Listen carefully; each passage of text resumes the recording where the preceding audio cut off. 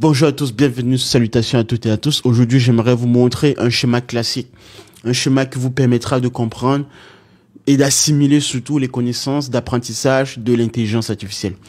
Comment se lancer dans l'IA, mais surtout de quelle manière donc avoir une méthodologie très puissante, stable et néanmoins capable de vous donner toutes les instructions nécessaires pour pouvoir passer d'un niveau basique, simple, quasiment de quelqu'un qui ne connaît rien au départ, mais au final d'y arriver avec un niveau assez avancé et quasiment un niveau expert en conception et en création de solutions d'intelligence artificielle. Alors, pour cela, j'aimerais déjà vous dire que, bien sûr que l'IA, si vous devez vous lancer dans l'IA en tant qu'ingénieur ou expert pour des grandes entreprises ou travailler au sein des grands groupes technologiques, vous devez avoir le niveau dans lequel je souhaite vous y amener. Je vais vous expliquer donc ces étapes-là en question et comprendre surtout les notions sous-jacentes derrière à cette méthodologie.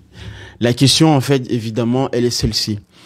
On va prendre donc le cas classique de mise en place d'une architecture ou d'une solution d'intelligence artificielle autour de l'IA générative, de la génération du texte particulièrement. Et donc, par exemple, un modèle tel que ChatGPT. Ok. Si je dois mettre en place un modèle de ce genre et l'utiliser dans un premier temps pour une entreprise, sachez-le, pour une grande entreprise d'autant plus, les entreprises ont la peur de voir leurs données être absorbées par ces outils-là d'ailleurs qui sont entre guillemets open source, etc. Enfin bref, de manière générale. Mais pour contourner ou résoudre ce problème-là, les entreprises doivent protéger donc leurs données, mettre en place des stratégies de protection et d'accessibilité à leurs données de manière coordonnée et de manière bien sûr supervisée, tout en utilisant et en faisant appel à des outils, donc les LLM, ici en l'occurrence ChatGPT, Llama ou Gemini côté Google. Maintenant, il faut prendre en compte ce besoin-là. Pour prendre en compte ce besoin-là, l'architecture minimale qui doit permettre de mettre sur pied une IA générative de type génération du texte, vous devez comprendre trois notions clés. Je dis bien trois notions clés. Trois briques essentielles à la mise en place d'une architecture. Je précise bien, c'est une architecture minimale. Après, en fonction des besoins de l'entreprise, en fonction de l'envergure du projet, on va enrichir cette architecture avec d'autres éléments, d'autres briques technologiques qui vont pouvoir être beaucoup plus vastes dans la réponse aux besoins de l'entreprise. Mais pour commencer, dans un premier temps, pour comprendre le cœur minimal de la mise en place d'une solution d'intelligence artificielle type génération du texte, même génération d'images ou de vidéos, vous devez comprendre ces trois notions clés que je m'apprête à vous donner là tout de suite. Premièrement, vous devez comprendre ce que c'est qu'un LLM, donc un Large Language Model, un grand modèle de langage. Ok?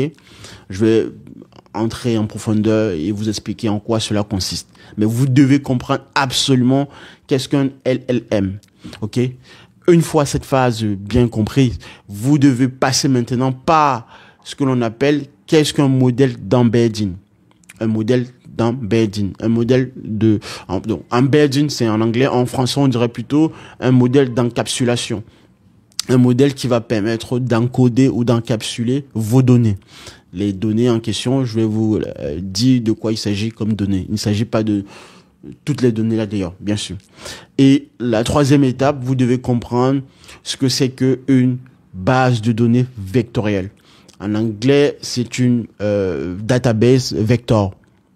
Donc voilà les trois briques essentielles. Comme en cryptographie, il y a des primitives cryptographiques. Ici, dans l'intelligence artificielle, dans la mise en conception et en création de solutions d'intelligence artificielle, pour moi, je les qualifie, après mûre réflexion et après avoir formé d'autres personnes autour de l'intelligence artificielle, je suis arrivé à la conclusion que après avoir factorisé tous les éléments nécessaires pour pouvoir mettre en place une solution d'intelligence artificielle, ce sont ces trois facteurs qui reviennent le plus souvent. Un LLM. Qu'est-ce qu'un LLM?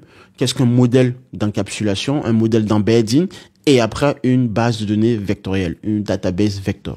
Alors, ici, maintenant, j'entre maintenant dans les éléments de détail, de compréhension de chacune de ces briques-là en question. Le LLM, c'est le cœur de l'IA générative. C'est votre moteur de pensée. C'est votre moteur de raisonnement. Donc, au sein de votre corps de solutions d'intelligence artificielle, donc les 3 briques, je rappelle, vous avez le LLM, vous avez le modèle d'embedding et vous avez la base de données vectorielle, vector database. Le LLM, c'est le cœur, c'est le moteur de raisonnement. C'est l'outil ou la brique à partir duquel on va interpréter, on va trouver, synthétiser une information donnée. Je vous donne par exemple un paragraphe, un texte, ok? Au lycée, vous avez dû faire des raisonnements de texte, de compréhension et d'analyse et de résumé de texte. Donc le LLM ici en question, il joue ce rôle-là. Il joue ce rôle d'interprétation. Vous lui donnez un grand corpus, évidemment, de 1000 mots ou de 1000 paragraphes, et vous essayez de lui demander de résumer ce grand corpus de texte en quelques lignes, entre guillemets. Et donc, il va être capable, justement, d'apporter ce raisonnement-là, tout en gardant, bien évidemment, le sens et la compréhension du texte dans sa globalité. Ça, c'est l'importance clé et le rôle capital du LLM. C'est pourquoi on le qualifie du cœur de l'intelligence artificielle. Quand vous tapez un prompt au niveau de ChatGPT, en retour, ce que vous avez la finalité de ce comportement-là. C'est parce que justement derrière, le LLM a été capable d'aller dans la base de connaissances dans laquelle il a été entraîné, donc une base de connaissances assez vaste, riche et variée, d'aller chercher les connaissances nécessaires et ensuite maintenant vous les restituer de manière synthétique. On ne va pas tout vous donner en termes de corpus. Ok, sinon ce serait pas assez agréable à la lecture et en plus il faudrait vous faire gagner du temps, notamment pour la compréhension de votre réponse au final. Donc voilà le rôle du LLM. Maintenant on va passer au rôle du modèle d'embedding, du modèle d'encapsulation. Ici ce modèle d'encapsulation il joue ce rôle de convertir votre phrase, votre prompt en un vecteur, c'est d'où pourquoi on parle de modèle d'embedding, donc en un vecteur d'encapsulation.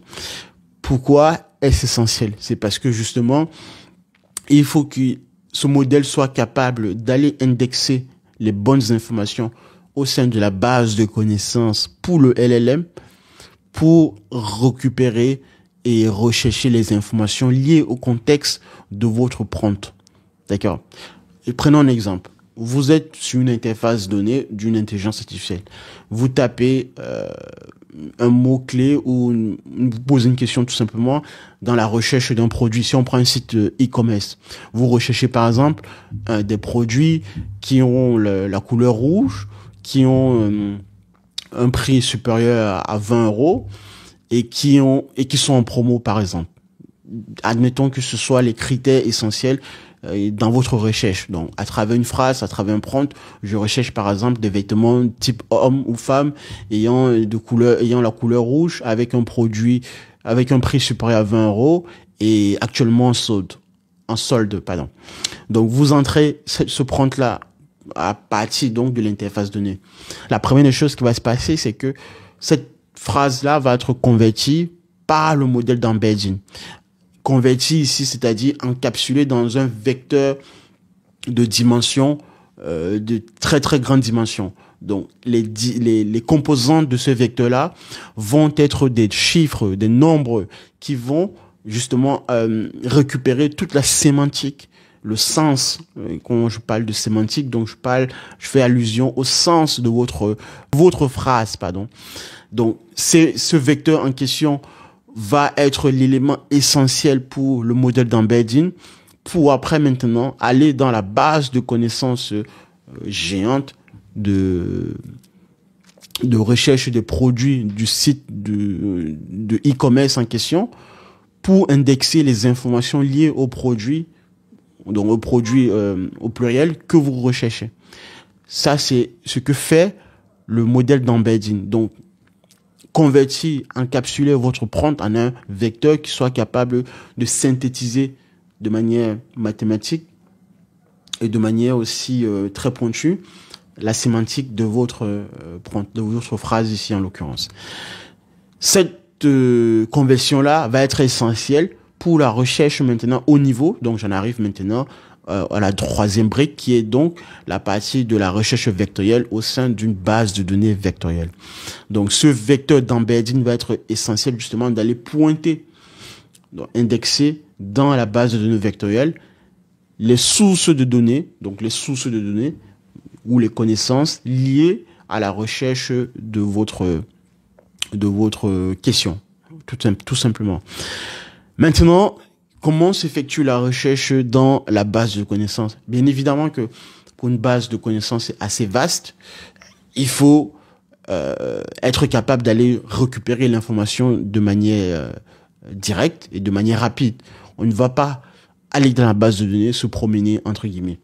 Donc il faut spécifier à la brique de la solution d'intelligence artificielle d'aller directement pointer là où les connaissances sont nécessaires pour l'utilisateur.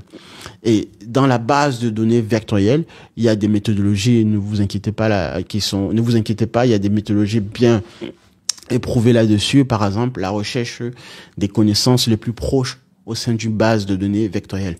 Donc, l'idée principale du vecteur d'embedding qui a été essentiel pour pouvoir convertir votre phrase en un vecteur. Dans la base de données vectorielle, toutes les connaissances sont organisées de manière vectorielle. Donc, ce ne sont que les vecteurs qui sont... Alors, parfois, dans certains schémas, en général, il y a donc les vecteurs et quelques connaissances non structurées qui sont également comprises dans dans toute la base de données vectorielle. Mais de manière générale, la première des choses que le vecteur d'embedding va rechercher dans la base de données vectorielle, c'est d'aller chercher les vecteurs les plus proches de sa similarité. Je n'entrerai pas plus dans certains détails qui sont un peu plus pointus. La similarité cosinus, par exemple, où on va rechercher des comparaisons par le produit scalaire pour pouvoir savoir quels sont les vecteurs qui, évidemment, font en sorte que le produit scalaire entre notre vecteur d'encapsulation, qui a été le vecteur de conversion de la phrase ou du prompt de l'utilisateur, avec un vecteur ou d'autres vecteurs dans la base de données vectorielle, soit des vecteurs collinéaires. Ça, c'est ce qu'on recherche le plus souvent. Donc, on recherche cette similarité en quelque sorte. On peut également rechercher d'autres similarités par comparaison de distances euclidiennes pour savoir, en fait, de manière, en termes de distance, lesquels sont les vecteurs les plus égaux à notre vecteur.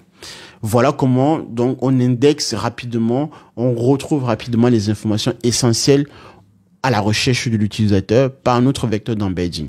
Et c'est comme ça, une fois après avoir trouvé ce vecteur ou ces vecteurs-là en question, que l'on récupère les vecteurs en question, on envoie par la suite au LLM qui va maintenant interpréter ce vecteur-là, qui est donc au final notre réponse, la réponse de l'utilisateur, mais de manière encapsulée. Et la réponse finale sur l'interface de l'utilisateur n'est qu'un résumé de cette encapsulation-là, traduit de manière par le langage naturel, traduit de manière naturelle à travers le langage naturel. Voilà les éléments et les briques nécessaires pour pouvoir apprendre l'intelligence artificielle. Si vous avez compris ce que je viens de vous dire, ce message-là, vous pouvez vous lancer dans l'intelligence artificielle. Et sachez que nul besoin d'être à ce stade, d'avoir les connaissances purement techniques en mathématiques, en programmation, en langage Python par exemple, pour pouvoir se lancer. Vous devez déjà comprendre à travers les mots que je viens de prononcer l'essentiel de ce discours. Par la suite maintenant, il va falloir s'armer de patience, bien évidemment. Vous devez apprendre par exemple un langage de programmation Python ici en l'occurrence qui est le plus utilisé dans ce sens-là. Mais c'est très simple parce qu'aujourd'hui, d'autant plus, vous avez des tutos qui vous permettent d'y aller beaucoup plus rapidement. En une semaine, vous pouvez acquérir les bases saines et fortes de l'apprentissage du langage de programmation Python.